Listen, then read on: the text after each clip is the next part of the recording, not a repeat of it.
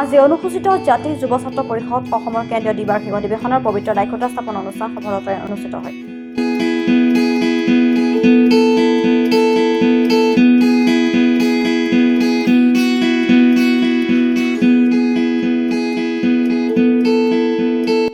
যোৰহাটৰ ঐতিহাসিক মালৌঘাটৰ সতী ৰাধিকা আইক্ষেত্ৰৰ আগন্তুক বৰ্ষৰ জানুৱাৰী মাহৰ 8, 9, 10 তিনিদিনীয়া বৰ্ণাঢ্য কাৰ্যসূচী অনুষ্ঠিত হ'ব কেন্দ্ৰীয় দ্বিবাৰ্ষিক অধিৱেশন।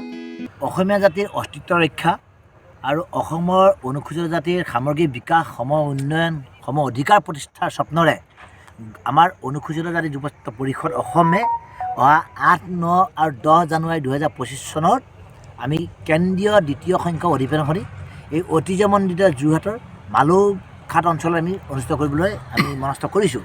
আৰু তদুপলক্ষে আৰু যিহেতু কেইটামান দিন আমাৰ আছে, আমাৰ ইতিমধ্যে এখন শক্তিশালী অভ্যৰ্থনা কমিটি গঠন হৈছে। আমাৰ যোৰহাট জিলা সমিতি, উত্তৰ পশ্চিম আঞ্চলিক সমিতি, যোৰহাট জিলাৰ সমগ্ৰ আঞ্চলিক সমিতিৰ উপস্থিতিত আৰু স্থানীয় ৰাইজৰ সহায় সহযোগিতাত আজি আমি দিনৰ ভাগত এই মালৌঘাটৰ এই মালৌ পথাৰত আমি আজি মহা ধুমধামেৰে আমি আজি বৰ্ণাঢ্য অনুষ্ঠানেৰে আজি আমি লাইখুটা স্থাপন কৰিলোঁ। আৰু লাইখুটা স্থাপন অনুষ্ঠানত এই বৃহত্তৰ মালৌঘাট অঞ্চলৰ সমগ্ৰ ৰাইজ, স্থানীয় বিভিন্ন জাতি ধৰ্ম বৰ্ণ নিৰ্বিশেষে ৰাইজ আহি আমাক ইয়াতে সহায় সহযোগিতা কৰিলে। আৰু আপোনালোকে দেখিছে ইতিমধ্যে আমাৰ লাইখুটা স্থাপন অনুষ্ঠান অনুষ্ঠিত হৈছে দিনৰ ভাগত। তাৰপিছতে দিনজোৰা কাৰ্যসূচীৰে আমাৰ বিভিন্ন সভা সমিতি অনুষ্ঠিত হ'ল। আৰু আহি থকা সময়ত আমাৰ যাতে যি স্বপ্ন, এই স্বপ্ন যাতে প্ৰতিষ্ঠা কৰিব পাৰোঁ, আমাৰ যি মূল সমস্যা, এই সমস্যা যাতে সমাধান কৰিব পাৰোঁ, আমাৰ যি দাবী, এই দাবী যাতে সফল ৰূপায়ণ কৰিব পাৰোঁ, এখন যাতে সংগ্ৰাম কৰিব পাৰোঁ আৰু অসমীয়া জাতিক যাতে আমি ৰক্ষা কৰিব পাৰোঁ, তাৰ সপোনেৰে 8, 9, 10 জানুৱাৰীত আমি অনুষ্ঠিত কৰি আমাৰ কেন্দ্ৰীয় দ্বিতীয় অধিৱেশন।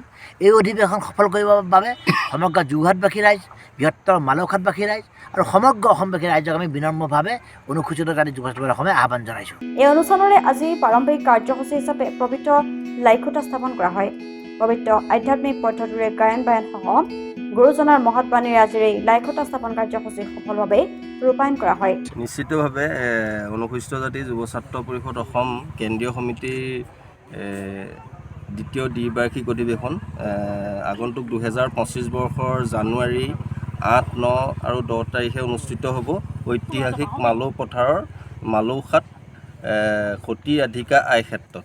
ইতিমধ্যে কেন্দ্ৰীয় সমিতি আৰু জিলা সমিতিয়ে পূৰ্ণ গতিত প্ৰস্তুতি আৰম্ভ কৰিছে।